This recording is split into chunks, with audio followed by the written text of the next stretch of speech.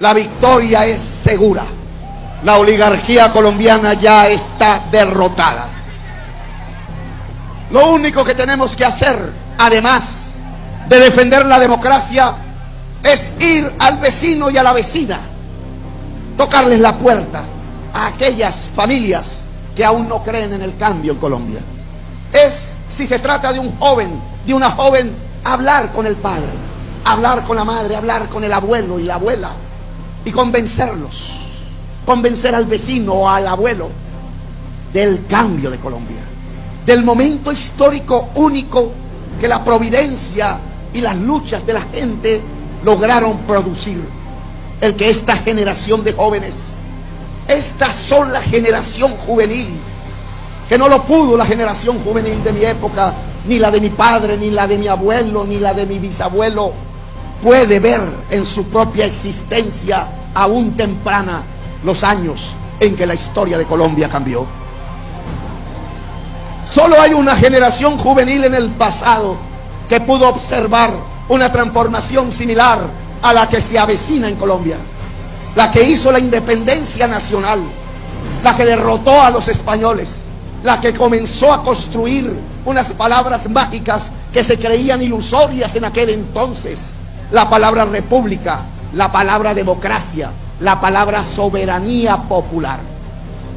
Esa generación relativamente triunfó, nos dejó una historia que aún vivimos.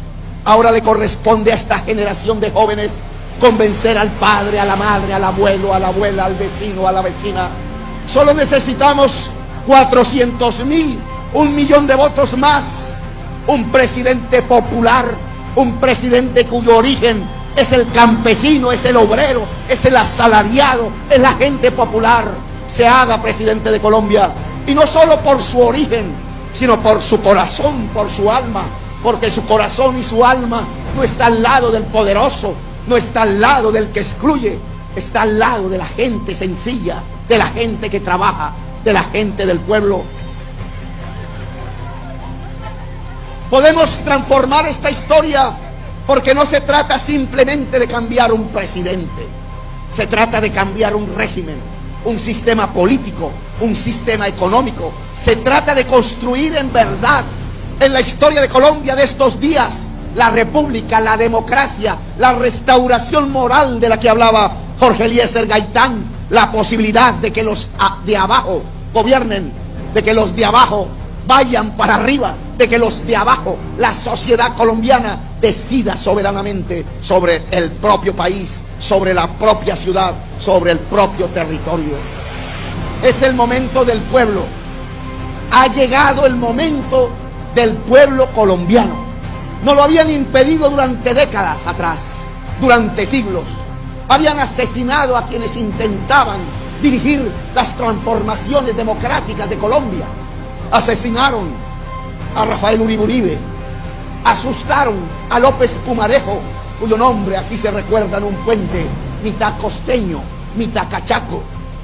Asesinaron a Jorge Eliezer Gaitán cuando se planteaba como programa de gobierno hacer una reforma agraria, construir la industrialización de Colombia, hacer de Colombia un país moderno y democrático, un país de los trabajadores y de las trabajadoras de la patria. Y después nos hundieron en la sangre, en la violencia fratricida. Aprendieron a ver cómo los pobres se mataban con los pobres. Y durante décadas, en el siglo XX y en el siglo XXI, no ha transcurrido sino un torrente de sangre hacia los ríos, en donde los pobres se matan con los pobres, en donde la juventud uniformada se mata con la juventud no uniformada. Un genocidio fratricida que no permite cambiar la realidad, que nos ha hecho pensar que la política no es más sino el ejercicio cotidiano de los ladrones robándose las cosas de lo público, que nos ha permitido pensar que la política y la existencia no es más sino que una lucha cotidiana contra la muerte, en medio de la muerte.